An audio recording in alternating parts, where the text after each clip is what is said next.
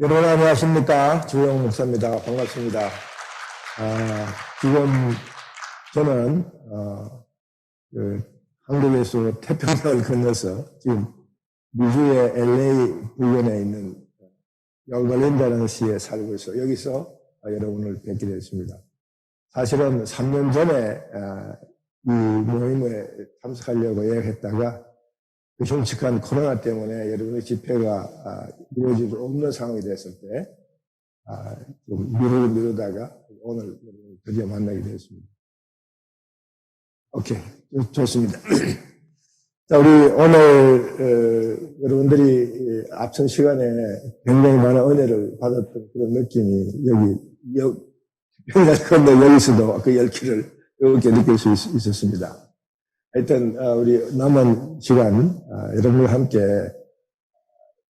특강에 어떻게 하면 성령적 세계관을 세워낼 수 있는가 그에 대한 얘기들을 짧은 시간이지만 함께 나눠서 은혜를 받고 그리고 우리 삶이 성령적인 가치관 위에 새롭게 세워질 수 있는 하나의 모멘텀을 만들어내는 그런 시간이 되었으면 좋겠습니다.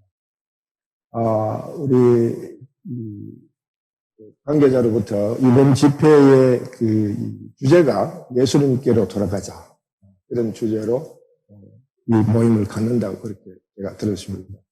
예수님께 돌아가는 길이 정말 얼마나 많이 있을까? 다원주의 시대에 우리가 살아가고 있는데 이 다원주의 시대라는 여러분 다 익히 잘 아시는 그런 얘기입니다만은 정말 절대 진리가 없고 정말 모든 것들이 다 자기가 중심이 되어서 정말 모든 것이 상대적이고 그런 어떤 그야말로 다양화된 다원주의 그런 상황 가운데 우리가 살아가고 있는 그런 시대에 우리가 있습니다. 심지어 자유주의 신학에서는 구원이 꼭 예수에게만 있는 게 아니다. 정상은 하나인데 그 정상에 올라가는 길은 여러 가지가 있다. 어떤 길으로 올라가면 된다. 우리 속담에 모래가나 자라가나 우러가나 한양만 가면 된다.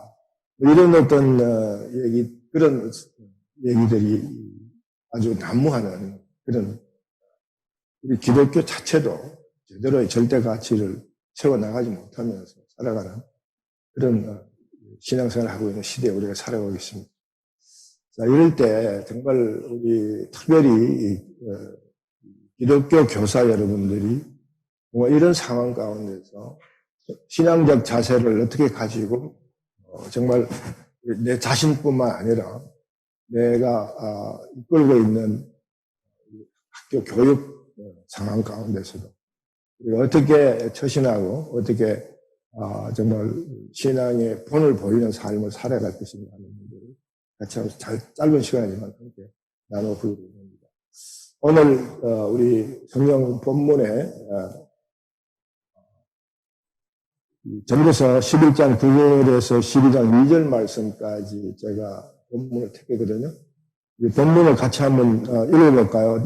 나는 여러분이 안 보입니다만 여러분은 제가 보이겠죠. 우리 같이 한번 본문 읽어보겠습니다. 시작.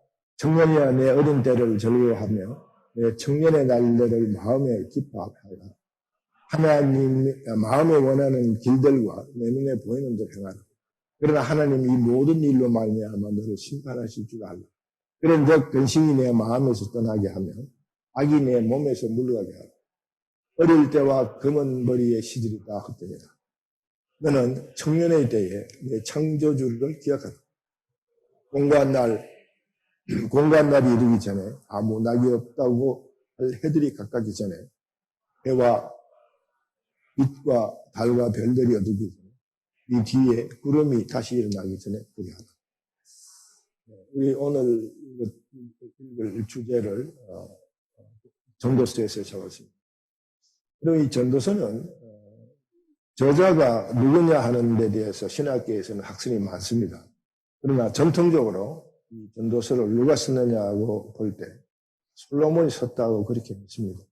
솔로몬이 썼다고 보여지는 그런 제목들이 전도서 1장 1절부터 시작해서 여러 군데 나오는데 거기에 나오는 내용들의 여러 가지 상황을 보면서 제자들이 솔로몬 시대보다 더 후세의 사람이 이 전도서를 썼다고 주장하는 학설들이 우세하게 지금 받아들여져 있습니다. 그러나 저는 솔로몬이 저자라는 쪽에 무게를 두고 전도서를 관찰하고 있죠. 솔로몬은 누굽니까? 여러분 너무나 잘 아는 우리가 솔로몬 그러면 지혜. 그러니까 아주 진짜 엄마를 찾아준 정말 명철한 재판을 해서 지혜의 왕이다. 지혜가 넘친다. 그런 지혜들이 모여가지고 잠언을 썼고 그런 정말 훌륭한 좋은 그런 왕으로 우리가 생각을 합니다. 특별히 주일학교 다닐 때 그런 내용들의 얘기를 들으면서 솔로몬은 정말 위대하고 선하고 훌륭한 왕이다. 그렇게 배워서 그렇게 각인을 하고 있는데 사실은요. 솔로몬은 매우 악한 왕입니다.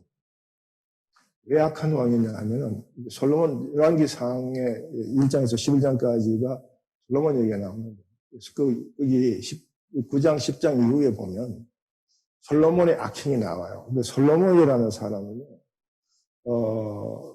우리가 그 신문을 한번 짧게 분석을 해보면 아마 굉장히 그 자의식이 강했고, 자존심이 강했으면서 자기 과세 의욕이 굉장히 강했다. 그렇게 보죠. 시세말로 얘기하면 스타의식이 강했다. 스타의식이 강하다는 말은, 스타라는 말은 스스로 타락한다. 스스로 타락한다. 이 스타의식이 굉장히 강해서 자기 과시가 아주 넘치는 그런 사람. 이 통일왕국 시대 왕들 중에 그런 사람이 또 한 사람이 있는데 초대 통일왕국의 초대 왕이었던 사울이 또 그런 사람이죠. 자기가 달란 거. 자기가 모든 판단 기준에 자기가 그래서 항상 그 자기 판단 기준이 자기 생각, 자기 지혜. 솔로몬은 바로 사울에 이어서 그와 같은 성격을 소유한 사람이 아닌가 이렇게 우리가 사실 볼 수 있습니다. 여러분 열왕기상에 솔로몬 생애를 읽어보면 솔로몬이 처음에 왕위에 올랐을 때 정말 그 일천번제를 들고 하나님부터 정말 놀라운 백지수표의 응답을 받고 그렇게 해서 정말 하나님을 높이며 하나님을 따르는 그런 어떤 정말 선한 왕의 모습을 추구했지만은 결국 스타의식의 활동에 대해서 일천처첩을 거느리고 일천처첩을 다 회피하게 해주려고 하는 그런 어떤 그 자기 과시로 인해서 솔로몬은 결국 타락하게 되죠. 엄청나게 타락합니다. 여러분 성경에서 가장 무서운 타락이 뭐냐 하면 바로 배교죠. 하나님을 떠나는 거야. 하나님을 떠나는 거야. 그래서 여러분 우리 성경에서 그 율법 중 계명 중에서 가장 중요한 계명이 뭐냐 하면 10계명 1계명입니다. 내 앞에 다른 신을 두고 나 외에 다른 신을 두지 말라. 제 1계명이죠. 하나님께서 우리 인간들에게 지켜야 할 룰과 규례와 율법을 줄 때 가장 제 앞에 둔 규례와 율법이 뭐냐 하면 내 앞에 다른 신을 두지 다른 신을 둔다. 이게 하나님과의 관계 가운데서 매우 심각한 하나님 보시기에도 그렇지만 우리에게 있어서도 매우 심각한 문제입니다. 여러분 이제 제가 성경 통독 사역을 하고 있어서 통독적인 얘기들을 많이 하는데 짧은 시간 이 얘기를 다 할 수 없으니까 관심을 가지시고 이런 관점으로 우리가 이제 성경을 한번 새롭게 볼 수 있는 그런 기회가 되었으면 좋겠습니다. 어쨌든 이 솔로몬은 결국 자기의 일천처첩의 그 생활을 행복하게 해줌으로써 자기의 의미를 세우려고 했던 그런 마지막 단계에서 타락을 하게 됩니다. 자, 그런 솔로몬이 잠언을 썼고 아가스를 썼고 전도서를 썼다고 믿습니다. 모두 그렇게 생각하죠.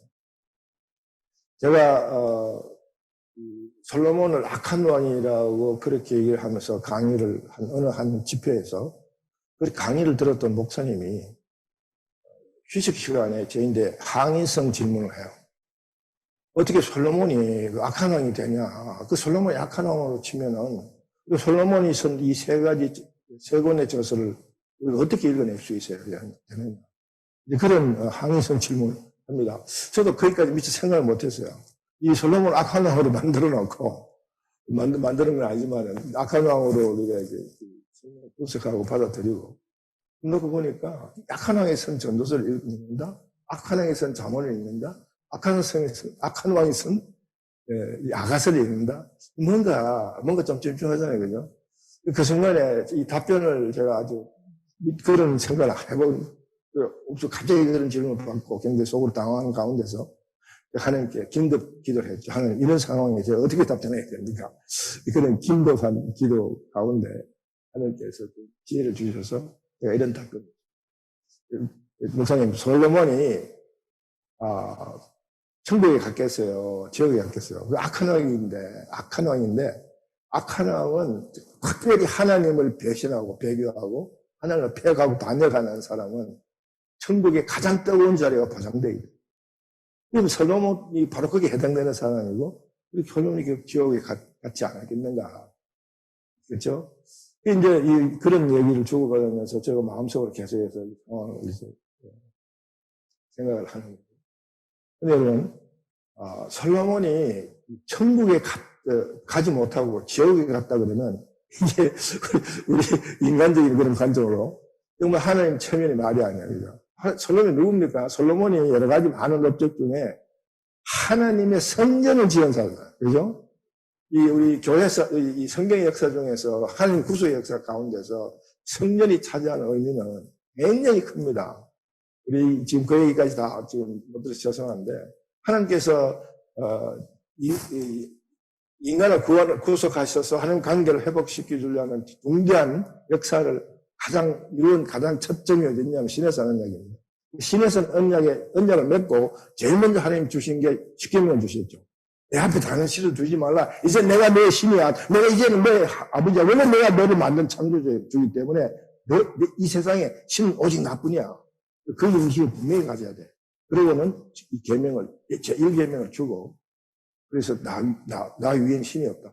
사실요, 좀 중구난방으로 왔다 갔다 하는 얘기가 좀 죄송합니다만은, 사실은요, 하나님 위에 다른 신이 없잖아요. 우리는 창세기 1장 1절에 창조를 믿습니다. 하나님이 우주를 만드셨다는 그 창조의 주인이 하나님이시라는 것을 우리가 믿습니다. 그로부터 우리 기독교 신앙이 출발하는 거거든요. 그러므로 하나님 외의 모든 것들은 다 피조물이다. 당연한 논리 아닙니까? 이게 당연한 성경적 논리거든요. 하나님 외에 신을 우리가 있다고 생각하는 그게 우리 인간의 재성이고 인간이 이기리진 인간의 모습이거든요. 우리는 성경 속에서 하나님 아닌 다른 신을 만드는 이스라엘 백성들의 빼앗된 모습들을 많이 읽습니다. 그들이 오늘 우리 이 시대에 우리를 살아가는 우리의 신앙적 자세의 반면교사로서 삼게 되는 거예요. 그러니까 하나님께서 그렇게 해서 그걸 주시고 그 다음에 성막을 짓게 하죠. 성막을 짓게 하는데 이 성막을 짓는 이유가 뭐냐면 성막에서 제사 지내고 사람이 만나서 어떤 회의를 하고 하는 그런 어떤 펑션이 그런 펑션의 핵심이 있는 게 아니라 성막의 가장 중요한 기능은요. 바로 출애굽기 25장 8절에 너희들이 성막을 짓는데 성막을 짓는 이유는 내가 거할 처소이기 때문에 성막을 짓는다. 거할 처소. 하나님 거할 처소가 성경에 제일 먼저 어디서 나왔냐면 에덴이었어요. 이 구속사의 가장 핵심적인 부분은 뭐냐면 에덴을 회복하는 거예요. 에덴에서의 하나님과의 관계를 회복하는 거예요. 이러다 우리 강의 하반부에 이 부분을 성경 구절을 가지고 잠시 우리가 한번 살펴보겠습니다. 성막은 바로 하나님이 우리와 함께 하기 위해서 임재하시는 곳입니다. 이게 나중에 솔로몬 시대에 와서 성전으로 발전이 되고, 이제 고정이 되잖아요. 확정이 되잖아요. 그런 엄청난 성전을 짓는 엄청난 역사를 한 자가 솔로몬입니다. 근데 솔로몬이 그때 가서 결국은 하나님을 폐역하고 하나님과의 관계 가운데서, 자기가 하나님을 배교하는 그런 상황에 처져서 결국은 지옥의 가장 뜨거운 자리에 가야 할 그런 위치에 있었다. 그런데 하나님 성전을 지은 자가 지옥으로 떨어졌다? 이건 뭔가 이 지금 문제가 있을 수 있는 상황이 아니겠어요, 그죠? 네. 그래서 제가 그때 하나님께서 저인데 인사이트를 주시기를 그러면은 천국에는 갔다. 자, 그럼 누가 천국을 갑니까, 여러분? 누가 천국을 가나요?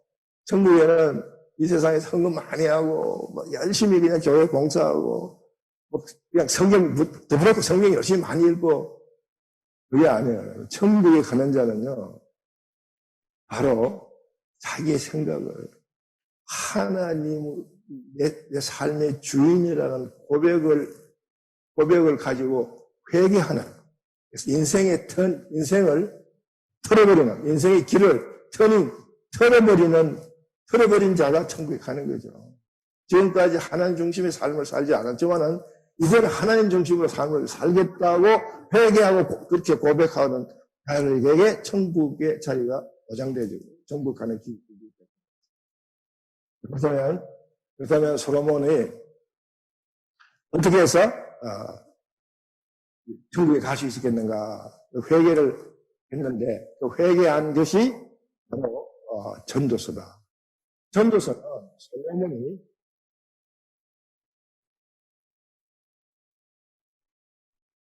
잠깐만요. 방송실에서 그 소리가 내한테 너무 많이 들어서 내가 조금 방해해야 되는데. 방송실에 마이크 오프되는데도 소리 들어요. 오케이. 이 솔로몬은, 이 전도서는 솔로몬이 자기가 인생을 살고 정말 하나님을 떠난 삶, 하나님이 없는 삶, 하나님 없이 자기가 모든 삶의 모든 주도권을 자기가 지고 자기 멋대로 자기가 살고 싶은 삶을 살아갔던 그 삶의 모습을 되돌리면서 하나님이 없는 삶이 얼마나 허망한 삶인가를 깨닫고 참여하는 그 내용을 섬으로써 자기가 정말 그 스타의식이 강해서 하나님을 배반하고 자기중심적인 삶을 살았던 자기의 모습을 배신하고 지구의 가장 뜨거운 자리에 놓여질 수밖에 없는 그 상황을 회개했던 자기 인생의 참회록 같은 책이 전도서다. 전도서는 그런 관점에서 우리가 볼 때 바로 전도서의 핵심 내용을 이해할 수 있는 전도서의 가장 핵심 내용은 한마디로 말씀드리면 하나님이 없는 삶은 헛되고 나니 모든 것이 헛되도다. 헛된 삶의 가장 근원적인 원인은 뭐냐면 하나님이 없다는 거예요. 하나님이 없는 삶을 살아갈 때 우리 인생은 어떻게 되느냐? 왜 하나님이 없는 삶이 오늘 헛되고 헛된 삶이냐? 헛되고 헛된 삶이 될 수밖에 없는 삶이 되느냐? 하는 것들을 가지고 정말 우리가 정말 성경적 세계관의 가장 핵심이 뭐냐면 하나님. 근데 그 하나님과 우리의 관계가 성경적으로 분명히 이해를 할 때 우리는 바로 그걸로부터 성경적 세계관을 세워낼 수 있다. 여러분, 이제 요즘 특히 우리 교회에서 성경적 세계관, 기독교 세계관이라는 그런 용어들이 무척 많이 나오기 시작해요. 우리가 어릴 때 주일학교 다니고 이럴 때 성경적 세계관 이런 개념의 신앙적인 그런 성경 공부는 거의 없었는데 요즘 우리가 구속사라는 개념이 기독교 신학계에 중요한 핵심으로 떠오르면서부터 성경적 세계관을 갖고 생각한다. 근데 사실은 이게 굉장히 중요한 게 여러분 한마디로 얘기할 때 생각이 행동을 낳습니다. 우리가 뭘 생각하느냐에 따라서 우리의 행동이 그것에 근거로 해서 우리 행동이 나타나는 거예요. 근데 우리가 생각을 성경적인 원리를 가지고 우리의 삶을 주장하는 생각을 하느냐 아니면 성경 외적인 것이 내 세계관을 형성하고 있느냐 여기에 따라서 우리가 그 모양은 교회에 열심히 왔다 갔다 하는 그런 어떤 크리스천의 모습 같지만 속 사람은 여전히 세상에 소속되어 있는 세속적 세계관에 살아가는 그런 모습을 보게 됩니다. 그럴 때 우리는 개인적으로나 공동체적으로 굉장히 많은 끊임없는 갈등, 성경적 가치관과 세속적 가치관 사이에 끊임없는 갈등 가운데 신앙생활을 하게 되고 굉장히 불행한 신앙생활을 하게 되는 거예요. 그런 걸 위해서 요즘 성경적 세계관을 세운다, 성경적 세계관을 세우자 하는 이런 얘기들이 좀 많이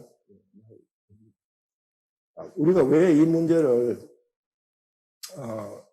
성경적 세계관을 세운다는 것은 바로 뭐 세상적 세계관의 비교 세계관적인 그런 관점에서 성경적 세계관은 이런 거고 세속적 세계관은 이런 건데 이걸 비교해가지고 이걸 배제하고 우리가 성경적 세계관을 제쳐야 된다. 그런 식으로 어프로치 한다고 해서 성경적 세계관이 세워지는 게 아닙니다. 성경적 세계관은 바로 성경대로 이해할 때 그 위에서 성경적 세계관이 세워지는 거야. 성경적 세계관을 내가 세우겠다고 의지적으로 감수하는 게 아니라 내가 성경을 바르게 이해할 때 성령 하나님께서 내게 역사하시면 성경적 세계관이 세워지는 거예요. 성경적 세계관은 나의 의지와 성령 하나님 역사하심의 합작으로 이루어진다는 거죠. 그래서 우리가 할 몫은 뭐냐면 성령을 성령이 주는 원리에 입각해서 이해를 해야 돼요. 그런 면에서 가장 중요한 포인트는 뭐냐면 우리의 처음 모습이 뭐냐? 우리 처음 모습에 우리를 한번 해보자고요. 제가 얼굴이 좀 안 보이더라도 화면에 지금 PPT를 통해서 제가 강의하고자 한 내용들을 화면에 띄워드릴게요. 참고하시면서. 창세기 1장 26절에서 28절 말씀을 여러분 화면에 지금 떴을 생각하는데 같이 한번 읽어보겠습니다. 시작. 하나님이 이르시되 우리 형상을 따라 우리의 모양대로 우리가 사람을 만들고 그들로 바다의 물고기와 하늘의 새와 가축과 온 땅과 땅에 기는 모든 것을 다스리게 하자 하시고 하나님이 자기 형상 곧 하나님의 형상대로 사람을 창조하시되 남자와 여자를 창조하시고 하나님이 그들에게 복을 주시며 하나님이 그들에게 이르시되 생육하고 번성하여 땅에 충만하라 땅을 정복하라 바다의 물고기와 하늘의 새와 땅에 움직이는 모든 생물을 다스리라 하시니라. 창세기 1장 26절과 27절, 28절 이것이 성경의 가장 중요한, 가장 근원적이고도 가장 핵심적인 출발입니다. 출발이 성경을 펴면 창세기 1장 1절이 당연히 성경책의 모든 그걸로 와서 출발 시작절이잖아요. 그죠? 창세기 1장 1절은 하나님이 태초에 정죄를 창조하시니라.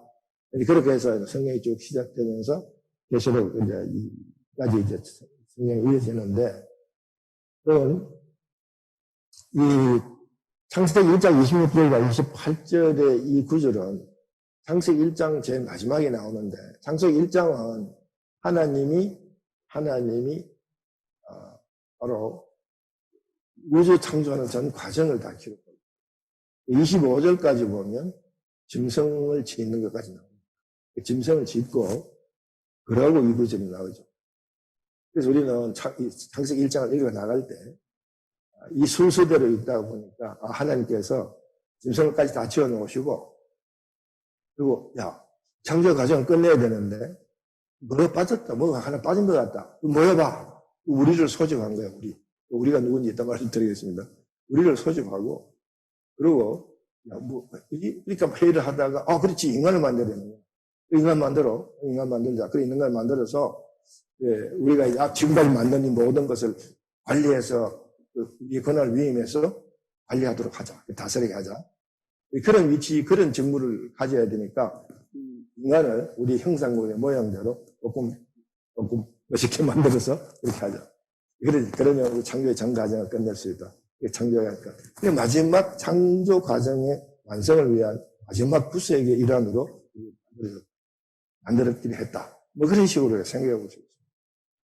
근데요, 그렇게 생각하면요, 우리가 비록 하나님의 형상과 모양을 따라 지어졌다는 존재로 하더라도 그저 하나님 지금까지 만든 모든 피조 세계에 한 일원으로서 만들어진 거야. 한 부분으로서, 한 파트로서. 그죠? 전체를 구성하는 한 구성으로 만들어졌다는 거죠. 여러분, 그렇게 생각하는 것과, 이제 내가 성경, 모든 그 배경을 가지고 여러분과 나누고자 하는 얘기의 차이가, 얼마나 엄청난 차이가 있는지 관심을 가지고 들어봐 주신 적. 그렇게 생각할 때, 우리가 구색으로 갖춰져 있는 그런, 전례로 우리가 창조되어진 존재가 아니라는 것을 성경 전체의 맥락에서 우리 그걸 발견하십니다. 그러기 위해서 제일 먼저, 그럼 이것이 지금 우리가 지금 읽어드렸던 창세기 1장 26장 28절 이거를 천상의 의전회의다. 천상의 영적 존재들이 회의를 했다 하는 일종의 회의록이다 라고 우리가 인정할 수 있겠죠. 왜냐하면 지금 회의하는, 우리가 모여서 회의를 하고 있는 모습이 그게 나타나니까요. 자, 그러면 우리라는 이 회의에 참석한 우리의 범위가 뭐냐? 이걸 우리가 잠깐 한번 생각해 볼게요.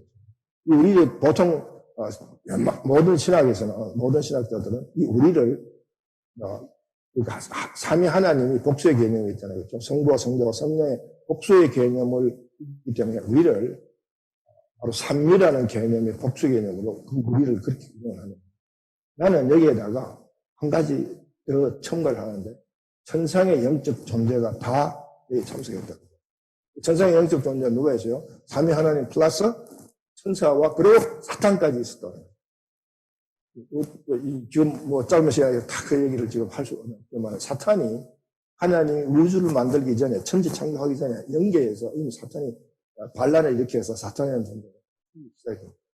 우리 그냥 결론적으로 말씀드리면 저는 사탄의 기원에 대해서 성경에는 사탄의 기원을 이렇게 분명히 클리어하게 얘기하는 그런 문자적인 건 없지만 성경에 나오는 모든 상황을 또 교회사적으로 사탄의 기원에 대해서 푸는 모든 내용들을 통해서 유대교에서 얘기하는 fallen angels, 타락한 천사로 천사가 타락해서 아니었다는 그 설을 제일 많이 믿습니다. 이거는 외경에 에녹스에 보면 그 얘기가 자세히 나와요.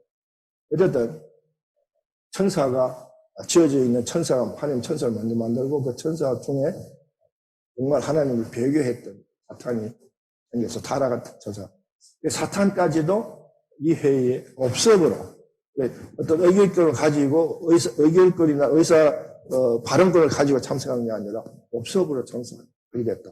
그걸 그렇게 생각하는 거죠. 왜냐하면 바로 거기에 지금 시간이 없어서 다 설명 못하지만 바로 거기에 선악과 사건, 선악과 약속을 선악과 언약을 하나님이 주신 모멘텀, 계기가 거기에 있었다.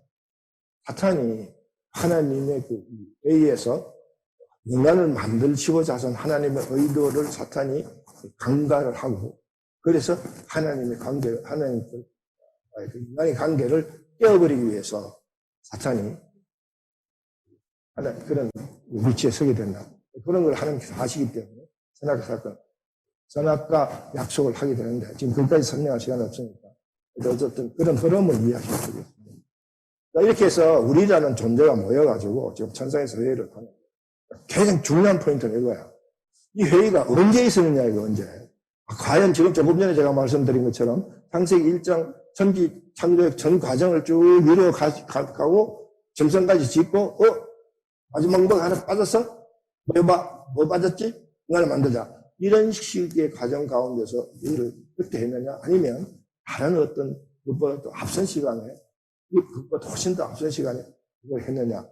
이거를 우리가 회의의 시간을 결정하는 게 굉장히 중요해요. 그리고 그것 때문에 우리의 존재 가치가 확실히 달라져요. 그러면 이 회의를 언제 했느냐를 우리 그냥 우리가 필요에 따라서 우리의 필요에 따라서 만들어내면 안 되잖아요. 성경은 언제나 성경 안에 있는 자료를 가지고 판단해야 돼요. 성경 안에 없는 자료를 가지고 자꾸 하다가 보니까 인위적인 해석이 붙고 그러다 보니까 성경에 자유주의 신학이 나오고 2단이 나오고 3단이 나오고 4단이 나오고 성경 언제나 성경 안에 있는 자료만 가지고 해야 돼요. 그리고 그 이상 이해가 안 되면 우리 믿음 받아들여야 되는 거예요.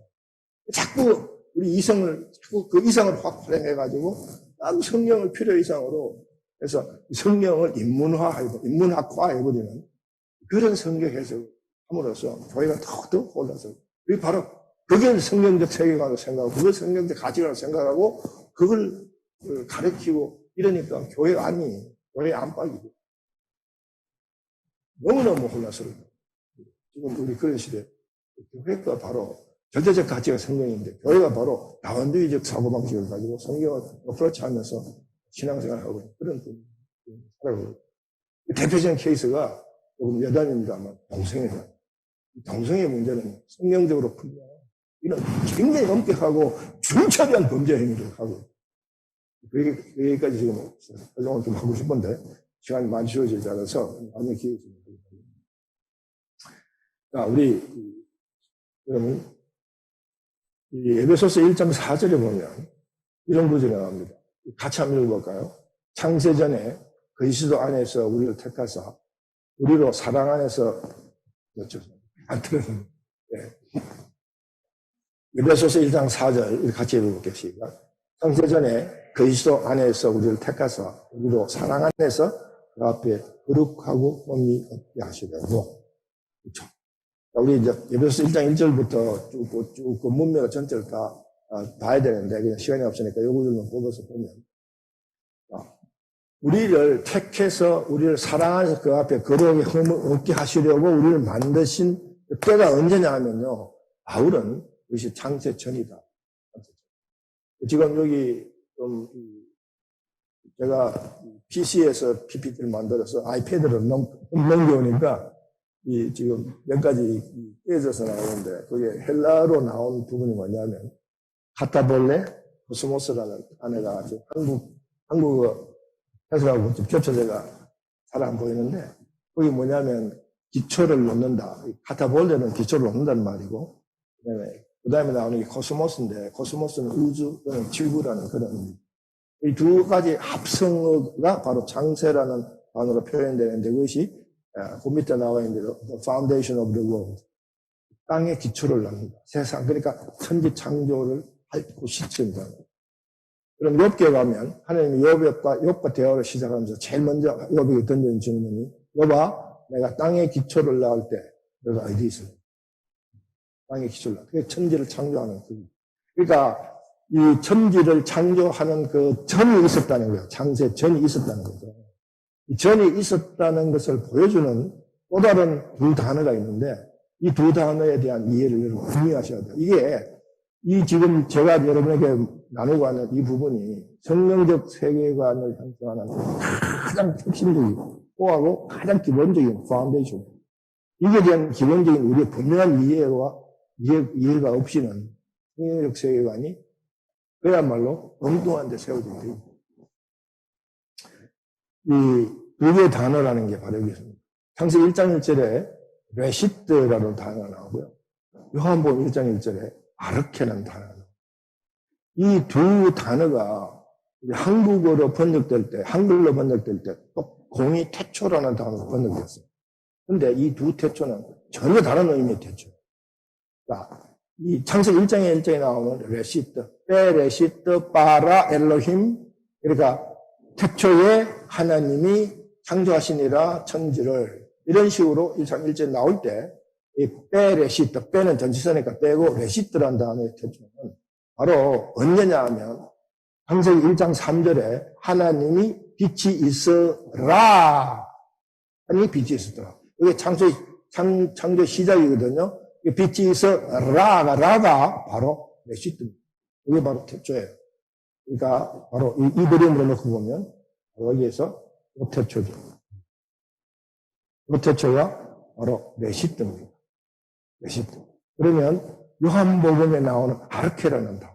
아르케라는 단어는 시간을 나타내는 단어는 아니라고요. 이거는 굉장히 철학적인 의미가 있는 단어인데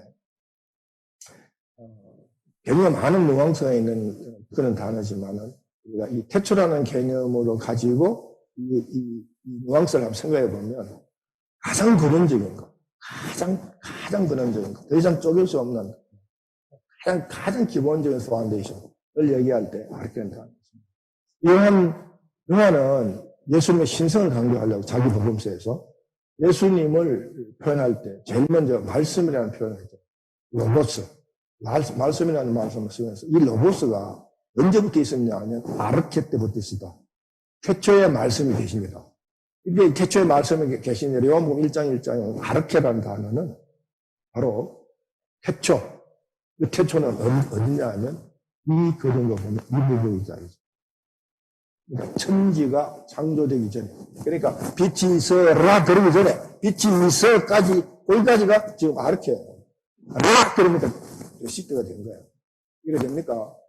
이걸 이해하셔야 돼요. 이걸 분명히 이해하셔야 돼요. 이걸 이해를 안 하면 우리 신앙의 출발 포인트가 혼돈되어 버리니까 성경적 세계관이 안 세워지는 거죠, 당연히. 완전 혼란스럽게 세워지는 거죠. 이 점을 가지고 분명히 그랬을 때, 그 다음 이 회의는 언제 있었나요? 답이 나왔죠? 이 회의가 언제 있었나요? 답이 나왔습니다. 그죠? 태초에 아르케네요. 자, 여기 정리합니다. 창세기 1장 26절에서부터 인간을 만들기로 논의하고 토의하고 결정했던 이 천상의 회의는 짐승까지 짓고 이 회의를 하셔서 인간을 짓게 되는 건지 아니면 지금까지 얘기했던 그 태초라는 개념을 가지고 생각하면서 그러면 하나님 우주 만물을 창조하기 전에 창세 전에 아르케 때에 이 회의를 했는 거예요. 그래서 성경적 자료를 가지고 거룩한 유추를 하죠. 답이 나오죠. 아르케. 그럼 여기 굉장히 중요한 포인트예요. 하나님은 우리를 우주 만물을 만들기 우리를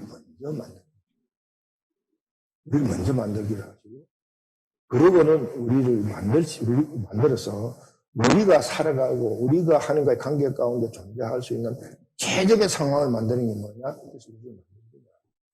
우주를 만들다가 우리를 만든 게 아니고 우리를 만들기로 먼저 결정하시고 우주를 만들기로 작정하셨다. 이게 매우 중요한 포인트였습니다. 또 왜 그러면 하나님 우리 만드셨을까? 네, 여기에 또 중요한 성경적 유추를 하게 되는데 이것이 바로 요한일서 4장 8절에 같이 읽읍시다. 사랑하지 아니하는 자는 하나님을 알지 못하는 이는 하나님은 사랑이시며 그렇죠. 우리가 하나님 사랑이라는 얘기에 대해서는 귀에 딱지가 앉을 정도로 교회에서 하나 듣는 얘기입니다. 사랑의 하나님. 여기서 한 가지 조금 깊게 생각해 보죠. 사랑, 그러면요. 여러분, 사랑 그러면, 사랑의 모든 행위를 생각하죠.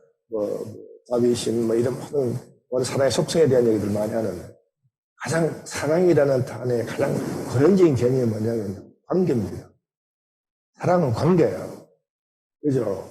관계가 없는 사랑은 없습니다. 관계가 없는 사랑은 뭐예요? 짝사랑이잖아요. 사랑은요, 반드시 그 대상이 있어야 돼요. 대상이 있다? 그 자체가 관계잖아요. 사랑은 관계입니다. 하나님 사랑이다 그러면 하나님은 그 관계 가운데 사랑의 대상이 절대적으로 있어야 돼요. 그죠? 내가 하나님 사랑인데 하나님 그 사랑을 나눌 그 사랑의 관계를 내가 있어야 돼요. 없으면 하나님은 사랑이 아니잖아요. 하나님은 짝사랑이다. 그래. 하나님은 사랑이다. 하나님이 아니 신이 무슨 대상이 필요해? 사랑을 나눌 대상이 신이 왜 필요해? 그렇게 우리가 얘기할 수 있는. 여러분은 이제 여기서 잠깐 하나님 속성에 대한 신학적 개념을 다 이해하시라고 생각하고 그냥 대충 설명하면 여러분 하나님은 바로 우리 신적인 속성, 초월적인 속성, 절대적인 속성을 갖고 있으면서 이제 우리와의 바로 이 사랑의 관계를 맺을 수 있는 인격적 속성을 갖고 있습니다. 성경에 보면 하나님 사랑이시다, 하나님 질투하시다, 하나님 자비롭다, 이런 등등의 인격적 요소를 갖고 있는 그런 내용들을 성경에서 읽을 수 있습니다. 그것을 하나님의 내재성이라고 인간했습니다. 하나님이 우리 인간과 관계를 맺을 수 있는 인격적, 내재적 속성을 갖고 있기 때문에 그 속성의 충족을 위해서 대상이 필요한 거예요.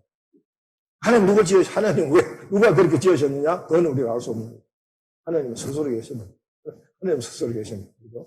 하나님 스스로 계시면서 이 두 가지 속성을 가지고 스스로 계신 분이기 때문에 이 두 가지 속성을 다 충족시킬 수 있는 상황을 하나님 만들어내실 수 있는 분이 하나님이시죠. 그래서 하나님은 사랑이기 때문에 사랑의 대상으로서 사랑의 대상으로 만드실 상황이 된 거죠. 그래서 창세전에 그리스도 안에서 우리를 택하사 우리로 사랑 안에서 관계 가운데 사랑의 관계 가운데 들어가고 꾸몄고 존재로 우리만 그렇게 작정을 하셨다. 그게 바로 하나님 우리를 만드신 이유입니다. 그래서 바로 우리는 하나님의 사랑을 나누어 받을 수 있는 그런 대상으로서의 우리 기었기 때문에 하나님은 우리를 어떻게 만드셨다 했냐면요. 10편 8편에 10편 8편 5절에 5절만 같이 읽을게요. 그를 하나님보다 조금 못하게 하시고 영화와 존귀로 감어 주셨나요. 그러니까 우리는요, 우리 인간은 여러분 굉장히 중요한 포인트입니다. 우리는 창조의 과정의 한 구색을 갖추기 위해서 하나님 우리를 만드신 게 아니고요. 하나님의 그 사랑을 나눈 관계 가운데 우리를 만드시기 때문에 하나님과 관계를 맺을 존재로 만들기 때문에 하나님과 관계를 맺으려면 동질성이 있어야 되잖아요. 그렇죠? 끼리끼리 모이잖아. 그렇죠? 아무나 관계 맺어지는 게 아니잖아요. 하나님과 우리 인간이 관계를 맺어지려면 하나님이 우리를 아주 형편없는 사탄 같은 놈으로 만들어 놓고 관계를 맺을 수 있겠나요? 아니잖아요. 하나님 우리를 만드실 거예요. 하나님하고 동질성과 그 사랑을 관계를 맺을 수 있는 어떤 공통적인 공통적인 포인트가 있어야 된다. 그러기 위해서 하나님은 우리를 하나님께서 조금 못한 존재로 만드시고 그리고는 영화와 존귀의 관을 씌워서 같은 하나님과 같은 레벨에 두셨다. 그 말이에요. 그 얘기가 창세기 1장 26절에 어서 표현을 빌리면 우리의 형상과 우리의 모양대로 형상과 모양대로 만들었다. 그죠? 그런 존재이기 때문에 굉장히 중요한 포인트입니다. 여기서 하나님이 우리 인간을 만들기 전에 우주를 만들기 전에 하나님의 생각 속에서 하나님의 마음 속에서 인간을 만들기 작정하시면서 하나님 스스로 먼저 하신 약속이 있는데 그게 뭐냐면 이게 창조언약입니다. 이게 하나님께서 하신 어떤 언약이고 모든 언약의 기본이고 하나님 모든 약속의 출발점. 이걸 여러분 머릿속에 일단 넣어두세요. 여기에 대한 설명이 좀 필요하겠지만은 일단은 하나님께서 우리에게 제일 먼저 하신 가장 어떤 데의 약속이 뭐냐. 거기에. 이게 바로 사랑의 관계. 그와 같은 맥을 같이 한다는 거. 기억하시면 좋겠습니다. 그래서 하나님이 우리를 만드셨는데 그러니까 우리를 그런 특별한 관계 가운데 특별한 존재를 만드셨기 때문에 하나님 우리를 어떻게 만드셨냐 하면 다시 창세기 1장 그 과정으로 다시 돌아오면 하나님께서 빛이 있어라 부터 시작해서 그 다음에 짐승까지를 하나님이 만든 에너지가 뭐냐면요 없는 물질이 없잖아요. 무에서 유를 물질이 없어요. 만들 자료가 없는 거예요. 아무것도 없는 데서 만드니까 하나님이 자료가 없으니까 뭘로 만들었냐? 뭘로 만드셨냐? 가라사대 말씀으로. 가라사대 전 말씀으로 만든 거예요. 인간 만들 때는 하나님께서 이미 만들어 놓은 흙의 자료를 가지고 흙의 자료 하나님이 친히 손으로 인간을 빚으십니다. 친히 손으로.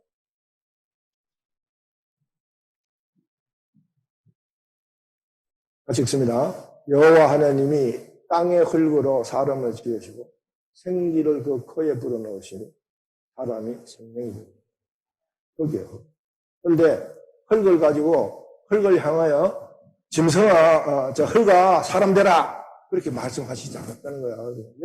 여기도 가장 핵심적인 하나님의 사랑의 행위가 왜? 하나님과의 사랑의 관계를 맺을 존재로서의 우리를 만드시고 우리에게 영화와 존귀의 관을 세우시고 하나님 형상과 모양을 부여할 존재이기 때문에 그렇죠? 우리 벌써 자존감 쓰기 시작하는 거죠.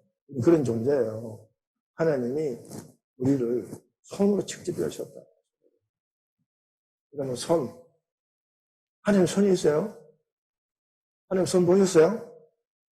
네.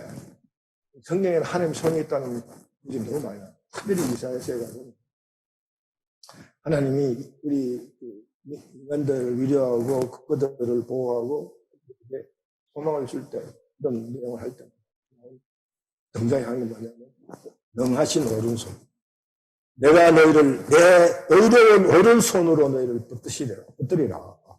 내가 너를 지명하여 불렀나니 너는 내 것이라. 내가 너 이름을 내 손바닥에 요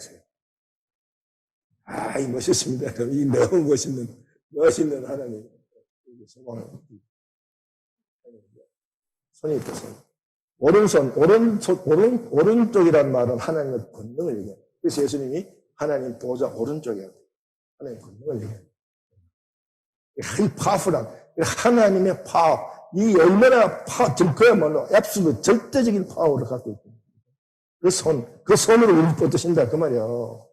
이 하나님이 함께하는 삶은요, 하나님의 그런 정말 절대절명의 엄청난 파워가 있는 그 파워 손으로 우리 뻗으시니까 우리가 얼마나 절대적으로 확실히 안전한 가운데 있게 되겠습니까? 그 손으로 하나님이 그런데 그 다음에 여기 핵심, 더 중요한 핵심은 그냥 그렇게 해놓고 흙을 이렇게 사람 모양 만들어 놓고 이제는 됐다. 흙에 너 사람 되라. 꼭 가라사대 하지 않았다는 거예요. 가라사대로 하지 않고 어떻게 해요? 만드신 구멍에다가 하나님이 직접 가셔서 생기를 불어넣어요. 하나님 직접. 여러분 한번 상상해 보세요. 내 형질이 형성될 때, 하나님이 내 형질이 형성될 때, 내 코에 오셔서 하나님 생기를 불어넣으셨다. 상상해 보세요.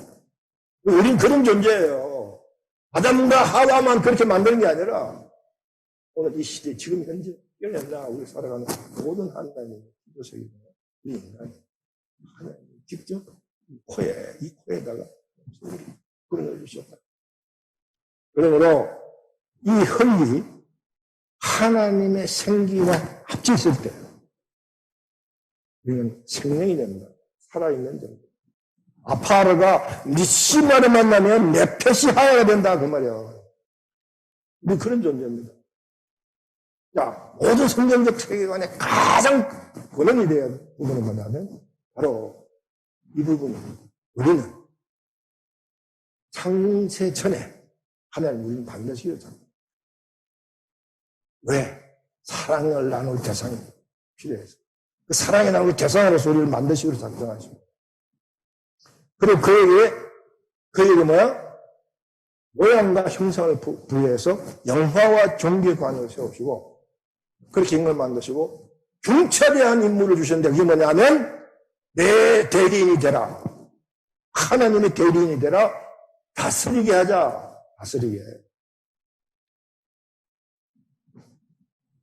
다스리게 하자.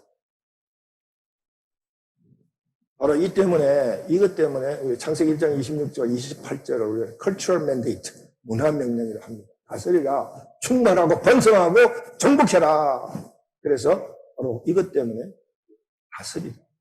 개념 때문에 문화명령. 그런데 그것도 여러분 잘 들으세요. 이것이 그 이후에 우리 인류의 역사가 다스리라는 말을 하나님의 종속된 우리가 흙 플러스 하나님의 생기로 하나님은 관계 가운데 종속되어 있던 존재로서의 그 범위 안에서 다스려야 되는데 그걸 뛰어넘고 하나님 필요 없어. 내가 다 알아서 할 거야. 하는 그런 생각으로 이 다스린다는 말을 회복해서 하나님의 피조 세계를 인간이 얼마나 많이 그런 문제들도 아까 동성애 얘기 잠깐 했는데 동성애 얘기 상황도 그런 내용과 연결해서 정말 인간이 얼마나 하나님과 함께 있지 않으면 안 되는 그런 엄청난 그런 중요성이 있다는 사실을 깨달았어요. 그래서 다시 이 문제로 돌아오면 그러므로 흙이 하나님의 생기와 함께 있을 때 그것이 살아있는 존재로서의 가치가 있는 거지. 하나님 생기가 떠나버려요. 그죠? 하나님 생겨버려요. 아무런 의미 없는 존재가 되어버립니다. 그러니까 이렇게 해서 하나님께서 우리 인간을 만드시고, 그리고 인간이 살아갈 최적 조건을 갖추시려고 우주를 만드신 거죠. 우주를 만드시고, 빛이 있어라. 그래서 빛을 만드시고, 그리고, 창세기 1장 2절에서 보면 땅이 혼돈하고 공허했다. 혼돈하고 그때 뭐냐면 formless, empty. 형태가 없고 그래서 그 안에 비어 있었다. 이게 바로 아르케의 상황이에요. 그때 하나님께서 형태를 만드시고 폼을 만드시고 그다음에 그 empty를 채우는 거주자를 만드셨다. 그죠? 그게 하나님 창조 과정의 원리입니다. 자세한 것들은 창세기 그런 원리를 가지고 창세기 1장 다시 한번 보시면 하나님의 창조의 질서와 원리가 얼마나 합리적이고 얼마나 질서정연하게 세워졌는지 그걸 보면 진화론은 정말 가짜 엉터리다 하는 걸 우리가 금방 알 수 있게 됩니다. 이 세계관 그러면서 뭐 창조적 세계관, 진화론적 세계관 다 그렇게 그런 식으로 나눠 생각할 필요 없고요. 그럼 우리 성경 세계관은 성경을 본질적으로 성경적으로 가장 핵심적인 그런 내용들 이해를 하면 그게 자연 성경적 세계관이 세워집니다. 여기서 분명한 것은 지금까지 한 얘기를 가지고 우리는 성경적 인간관이 형성되기 시작합니다. 성경적 인간관이 뭐예요?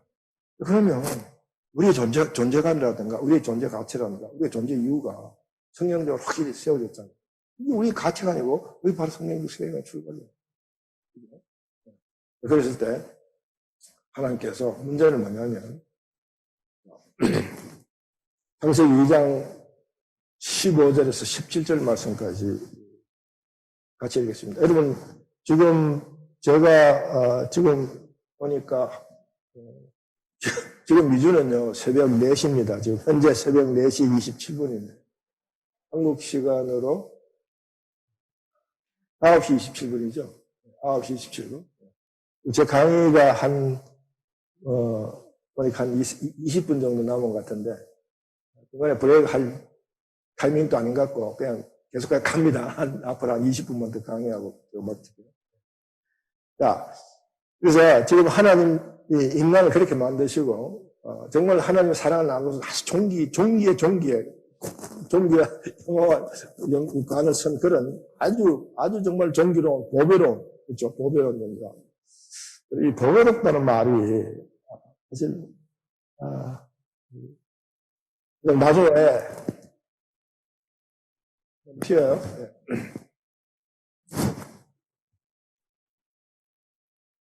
이게 너무 스친다고. 죄송합니다. 몸 잡는다고. 조금 노릴게요.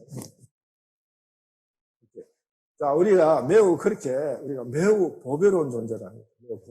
보배로운 존재다. 이 말은 이게 출애굽이 갔을 때 출애굽기에서 광야에서 이스라엘 백성과 시내산 언약을 맺을 때 너희들이 내 소유가 되겠고 19장에 보면 내 소유가 바로의 소속에서 그러니까 이게 다시 말하면 세속의 소속에서 사탄의 소속에서 하나님 소속이 바뀌는 그런 놀라운 언약을 맺고 약속을 맺는 조약을 체결하는데 그때 이 소유가 바뀐다는 말의 누앙스가 보배로움 그런 누앙스 단계입니다. 우리는 그런 존재야. 그렇게 하나님께서 그런 존재를 우리 만드셨다. 그렇기 때문에 아무렇게나 살아가게 할 수 없는 거죠. 그러면서 하나님께서 하나님의 왕권을 위임시키고 그들을 다스리게 하는. 그래서 정정하게 했다. 에덴에 동산을 창설해서 거기 두시고 하나님의 왕권을 가지고 그러면서 복을 주셨는데 그 복 주신다는 약속을 어떻게 하나님께 실현하시냐면 임의대로 먹는 거예요. 이 임의대로 먹는다는 말에 영어 성경을 보면 free라는 단어. 이 free라는 단어가 그냥 간단히 자유롭다 그렇게 간단하게 생각할 수 있지만 자유롭다의 그 속성이 얼마나 깊이 무제한이잖아요. 무제한. 자, 그래서 하나님 우리에게 가장 어떤 데는 가장 첫 번째 약속이 바로 복을 주시는데 그 복을 주시는 그걸 어떻게 실현하시냐면 이대로 먹는 거예요. 무제한으로. 제한이 없는 거예요. 그리고 우리가 제일 처음에 우리의 모습 소위 말해서 범죄하기 전에 선악과 사건을 통해서 우리가 하나님과의 관계가 끊어지는 범죄를 하기 전에 우리의 오리지널 원래 모습, 처음 모습은 이런 모습이었고, 우리가 누리는 복은 후회. 이게 유사한 맥락으로 다윗이 시편 23편에서 이런 얘기, 여호와가 나의 목자시니 내가 부족함이 없으리라. 부족함이 없다. I shall not want. 그 이상도 바로 진짜 모든 것들은 여호와가 나에게 주인이 된다는 그 사실로서 모든 것들은 다 완벽해. 그 완벽한 상태를 하나님께서 그 완벽한 상태를 유지해 주시고 우리를 보호해 주실 의무가 하나님이 있었기 때문에 그 다음에 하나님 주신 겁니다. 17절 같이 읽을까요? 선악을 알게 하는 나무의 열매는 먹지 말라. 내가 먹는 날에는 반드시 주리라. 내가 먹는 날에는. 자, 이게 왜 지금 이 약속을 하셨냐면 저번에 여기 처음에 제가 시작할 때 우리라는 우리의 의미가 어디냐 하는 얘기를 장황하게 설명한 이유가 여기 있습니다. 이때 우리는 삼위 하나님뿐만 아니라 천사도 거기에 있었다. 왜냐하면 욥기에 가보면 이 창조 과정에 천사가 있었다는 얘기를 볼 수 있습니다. 근데 여기 사탄이 업설을 돌아가지고 하나님이 인간을 만들기 위한 계획과 이 모든 것들을 다 엿들은 거죠. 그리고는 어떻게 했다가 창세기 인간 만드는 부분에 오면 하나님 인간을 만드시고 어떻게 했다고요? 하나님 인간을 만드시고 어떻게 했다고요? 창조의 과정을 하나하나 만들어갈 때만 하나님께서 보시기에 좋았다. It is good. It is good. 근데 인간을 만들거든요. It is very라는 부사를 써서 very good. 그죠? 신이죠. 신이죠. 그러니까 사탄은요, 사탄이라는 단어가 하나님 대적자란다. 하나님 대적한다. 그 대적하게 되는 사탄의 운명에 대한 얘기는 사탄의 기원의 설명이 있어야 되는데, 어쨌든 그렇게 이해를 해주십니다. 사탄은 하나님이 기뻐하시는 모든 것들을 깽판을 쳐야 하는 존재로 살아요. 그래서 하나님 인간을 만들고 너무너무 기뻐하시는 그 꼴을 사탄은 못 보고 반드시 이걸 깨어버려야 되겠다. 그래서 그런 음흉한 훈계를 갖고 있다고 하나님 아시니까 그 사탄의 계략으로부터 인간을 보호해야 돼요.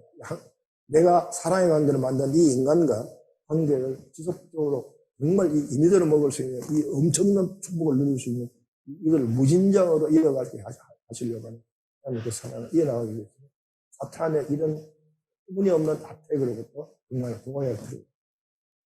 그 방지 보호책으로서 하나님께서 선악을 알게 하는 나무 먹지 말라는 조건을 딱 붙이는 거죠.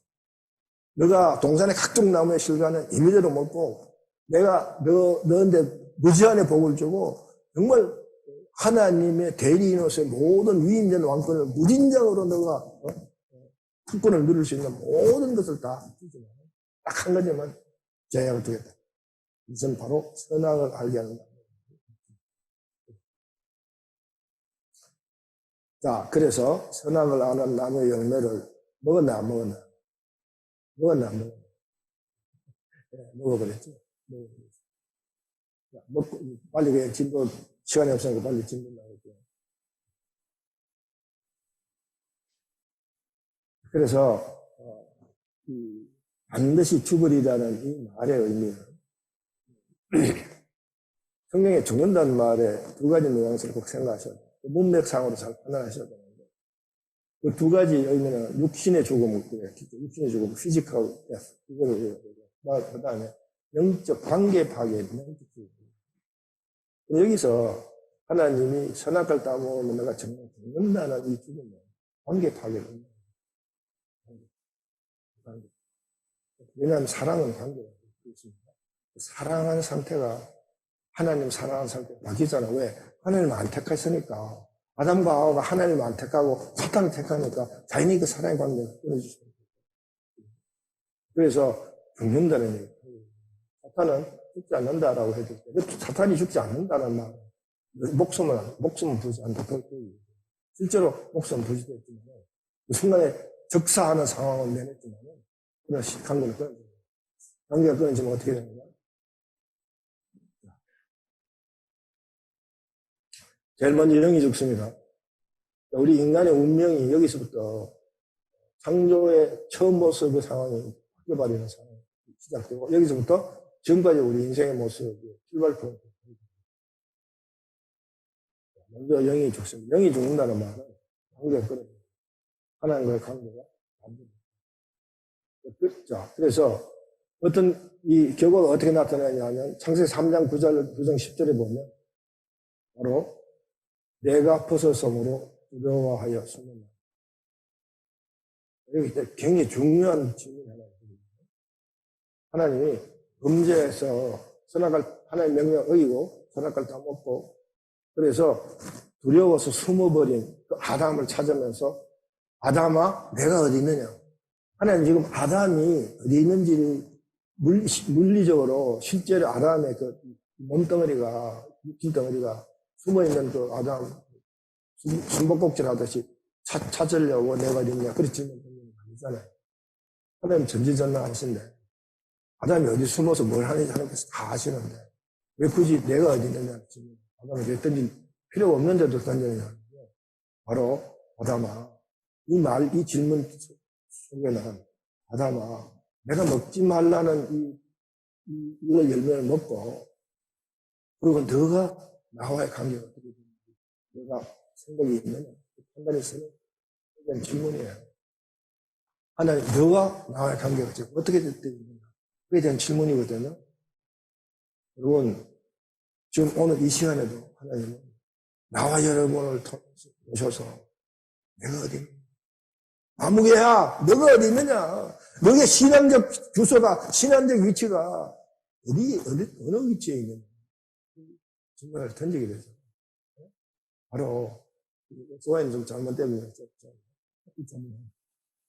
우리 관계를 얘기하는 거 하나님과 나의 관계 나와 이웃의 관계 가운데 내 위치가 어디 있느냐 어느 좌표에 있느냐 그래서 뭐 한국에 좌표 찍기라는 얘기 많이 쓰는데 지금 어느 좌표에 여러분 찍혀 있는 거야. 한 가지만 더 하면 두 번째 혼이 죽어요. 이 영혼육이라는 인간의 삼분 구조를 가지고 지금 이 영이 하나님과의 관계 가운데 있거든요. 하나님과의 관계 가운데 이 영이 끊어지면요. 그다음에 혼이 타락하게 돼요. 영이 죽어서 하나님과의 관계가 끊어져서 영이 혼탁해진 그 혼탁한 영이 혼을 지배하니까 이 혼이 자연히 어떻게 돼요? 사상과 같이 사는 거예요.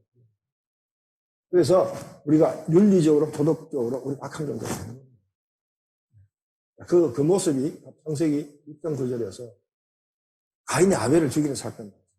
그때 하나님이 이런 질문을 드립니다. 내 아우 아벨이 어디 있느냐? 내 아벨이 어디 있느냐? 지금 하나님이 아벨이 어디 죽고 그 시체가 어디 있는지 그걸 몰라서 묻는 겁니까? 아니잖아요. 똑같은 맥락이에요. 아담은 내가 어디 있느냐 하는 질문은 똑같은 맥락. 너가 그 앞에 또 보면 죄를 다스리지 못한다는 얘기를 통해서 쭉 너가 질투의 죄를 다스립니다. 네 아우 아벨의 제사는 연락되고 너는 너 제사를 내가 받지 않는 그 상황을 대한 너의 질투심이 컨트롤되지 않을까? 결국은 너가 이 엄청난 죄를 벌였잖아. 뭐야? 윤리 도덕적 살인 사건. 혼이 타락하는 거예요. 그랬을 때 그래서 우리는 이 사건을 통해서 선악과 사건을 통해서 사탄이 오덕에 넘어가 하나님 배반함으로 우리에게 엄청나게 다가온 결과는 뭐냐면 하나님의 관계 파괴, 이웃과의 관계가 파괴. 두 관계가 다 파괴. 그러니까 이걸 잘 이 바탕을 잘 이해를 해 두셔야지 하나님이 이 관계 회복의 역사를 일으키는 신에서 언약을 맺으시고 제일 먼저 관계 회복을 유지하기 위해서 주신 법이 십계명입니다. 십계명이 바로 이거의 이 특성의 이중구조적 특성을 갖고 있어요. 하나님과의 관계 이것까지. 그래서 십계명은요 1계명, 4계명까지는 하나님과의 관계, 그 다음에 5계명에서 10번째 계명까지는 이웃과의 관계를 회복하고 유지하는 그 규정을 주신 거예요. 그러니까 십계명이 우연히 그냥 하나님께서 그냥 적석으로 인스턴트로 기분 나는 대로 적어서 준 게 아니라 구속적인 상황에서 보면 인간이 하나님과의 관계가 끊어지면서 이웃과의 관계도 이렇게 끊어지는 이 상황이 바로 우리 타락, 선악과 사건에 인해서 생긴 인간의 처음 모습, 그걸 상실하게 되는 첫 출발 포인트. 이걸 회복하기 위해서는 어떻게 돼요? 바로 십계명적 그런 규례가 필요합니다. 십계명은 그런 이중구조를 주는 이유 거기에 있고, 근데 신약에 오면 주기도문이 예수님께서 산상수훈에서 주신 주기도문이 바로 그와 같은 십계명 이중구조. 하늘에 계신 아버지 이름 거룩하게 계시고 나라가 영광합시다. 제한이 있으시다. 여기까지가 하나님과의 관계예요. 우리에게 일용할 양식을 주십시오. 우리 제 사회에서 이 나머지 부분은 바로 이웃과의 관계. 이웃과의 관계. 강구를 내용을 하는 기도. 그러니까 우리의 기도는 언제나 하나님과의 바른 관계. 그리고 그 에너지를 이웃과의 바른 관계로 연결해가지고 우리의 관계의 토탈리티, 관계의 총체성이 이루어집니다. 그것이 우리 기도예요. 그게 우리의 크리스천의 삶의 가장 큰 것. 그게 바로 우리의 세계관이에요. 그게 바로 우리 가치가 있다 그 말이에요.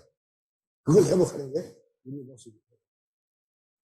자, 이제 제 강의를 마무리하겠습니다.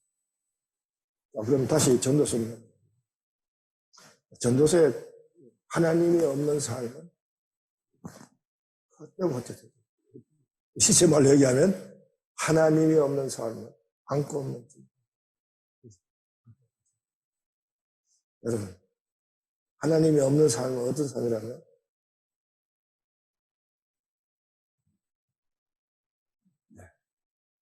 헛 플러스 생기와 우리를 가장 아름다운 모습으로 보이는 생명의 모습. 이 생계가 떠나버리면 혹이 나는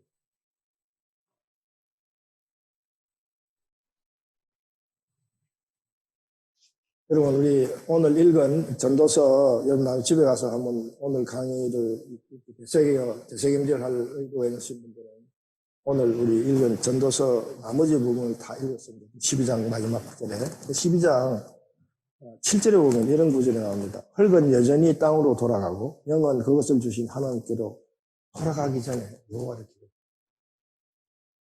다시 말하면요, 우리 인간이 선악과 사건 이후부터 우리는 흙과 하나님 생계가 분리되어 버렸다. 우리는 지금 우리의 모습은 흙과 하나님 생계가 분리된, 합쳐져 있는 게 아니라 분리된. 심지어 크리스천까지도 세례를 받고 하나님이 자녀가 됐다고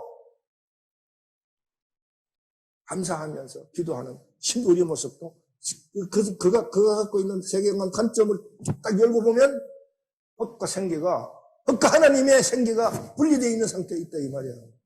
이게 우리 오늘 크리스천의 비극입니다. 오늘 크리스천의 이중성이다 그 말이에요. 그러니까 우리가 이 세상의 지탄의 대상이 되는 겁니다. 이 세속적 세계관을 갖고 있는 사람과 성경적 세계관을 가져야 할 우리가 차이가 어디 있느냐 이거. 우리는 여전히 흙으로 남아있다 이 말이에요 지금. 선악과 사건을 일으켜서 하나님 생계 떠나버리는 그 상태가 오늘 우리의 거전이 여전히 예수님께서 이 땅에 오셔서 십자가에 못 박혀 죽으시고 우리의 모든 것들을 원성을 복귀시키려고 했던 그 모든 예수님의 공로가 과연 오늘 내 삶 가운데 우리는 바로 그런 날이 되기 전 예수님께로 돌아가는 유일한 길은 창조주 하나님 길입니다. 그 길은 오직 한 길밖에 없어요. 예수님께로 돌아가는 길. 다시 우리가 흙 플러스 생기의 모습으로 네페시 하야의 모습으로 돌아갈 수 있는 유일한 길은 여기 있다 저기 있다 뭐로 가나 한양만 가면 된다는 그게 아니라 오직 성경 속에 있습니다. 오직 성경 속에 있다 이 말이에요. 성경을 안 읽고 예수님께 돌아간다? 거짓말이야 그거예요. 그럼 자기를 기만하는 행위다 이 말이에요. 내가 교회 열심히 나가서 교회 열심히 봉사하면 그것이 바로 예수님께 돌아가는 길이에요. 공격적인 사고방식. 그건 잘못된 성경적 체계관이에요. 우리는 오직 성령 속에 하나님 만나고, 그래서 우리는 성경적 가치를 세워내는 그 변화를 통해서 예수님께 발견. 호세아 선지자가 그랬습니다. 오라, 우리가 여호와께로 돌아가자. 슈브라는 단어는 바로 회개한다. 뭘 회개해요? 뭘 회개해야 되는지 여러분 아시죠? 예수님께로 돌아가는 길은 다시 한번 심플한 얘기죠. 심플한. 성경만이 유일한 길이고 성경을 통해서만 예수님께 돌아갈 수 있다는 사실. 거기에 하나님의 생기가 있다. 성경은 하나님의 생기로 서진 책입니다. 인스피레이션이라는 단어는 하나님의 호흡이다 그 말이에요. 성경은 하나님의 영감으로 됐다. 영감, 인스피레이션, 하나님의 호흡. 하나님의 호흡으로 된 책이기 때문에 우리가 그 하나님의 호흡을 발전하게 됩니다. 우스갯소리 하나 하고 끝내겠습니다. 진짜 우스갯소리예요. 근데 이거는 실제로 있었답니다. 이게 한 몇 년, 7, 8년 전에 서울에 저도 이번에 벼슬을 통해서 들었는데 그때 꽤 부흥하던 교회가 있었다고 해요. 제가 지금 그때 읽고 갑자기 생각이 나서 지금 말씀드려요. 그 교회 목사님하고 그분 저수에 있었기 때문에 그 교회하고 목사님 상담하고 다 실명으로 나왔는데 그걸 못 알렸네요. 일단 그분이 자기가 강의했던 창세기 설교 강의집 책을 발간하면서 소문에 일었었어요. 왜냐하면 자기 교회가 이제 굉장히 커지니까 이제 거의 1부, 3부 예배 쭉 나누는데 1부 예배 때 제일 앞에 항상 집사님 한 분, 서리 집사님 한 분이 교회를 나오는데 이분이 어떤 분이냐면 술과 담배에 찌들려서 술과 담배. 그러니까 술 담배에 찌들려서 사니까 얼마나 냄새가 나겠어요. 그러니까 주위에 사람들이 안 앉아요. 예전에 열심히 나오는 주위에 안 앉으려고 뭐 교회가 부흥하니까 뭐 스페이스가 없어서 이제 앉아야 되는데 그 주변에 앉아 있는 사람들 예배 시간 내내 얼마나 고충스러웠겠어요. 하루는 그 목사님이 집사님 불렀어요. 집사님, 내가 집사님이 술 담배를 끊게 할 능력은 없습니다. 집사님, 나가가지 약속합시다. 제일 아침에 일어나셔서 눈 뜨자마자 무조건 성경 10장씩 읽으세요. 무조건 성경 피고 성경이 무슨 말인지 이해가 되면 안 되고 상관없이 성경 10장씩만 읽으세요. 그러면서 목사님이 그 다음에 한 얘기가 우스갯소리. 집사님 한번 해보세요. 아침 이슬이 이기나 참 이슬이 이기나 구세주가 이기나 백세주가 이기나 한번 해보세요. 근데 이 집사님이 참 순진한 데 있어가지고 목사님이 그렇게 하라고 막 그냥 강하게 권면하니까 예, 목사님 하겠습니다. 그럼 목사님 약속을 한 거예요. 아침에 이 손이 일어나가지고 술 담배 아닌 중독증 있는 사람은 아침에 일어나자마자 술 담배를 찾게 돼 있어요. 중독증. 폐장술 한 잔 해야 되고 담배도 한 번 마셔요.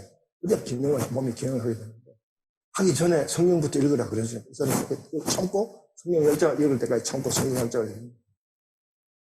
그런데 한 2달을 그렇게 2달인가 하여튼 일정한 시간이 지난 후에 어느 아침에 갑자기 성경을 읽고 여느 때처럼 술 담배를 해야 되는데 폐장술 딱 하는데 그 술이 확 몸에 한번 그 부분에 딱 있죠.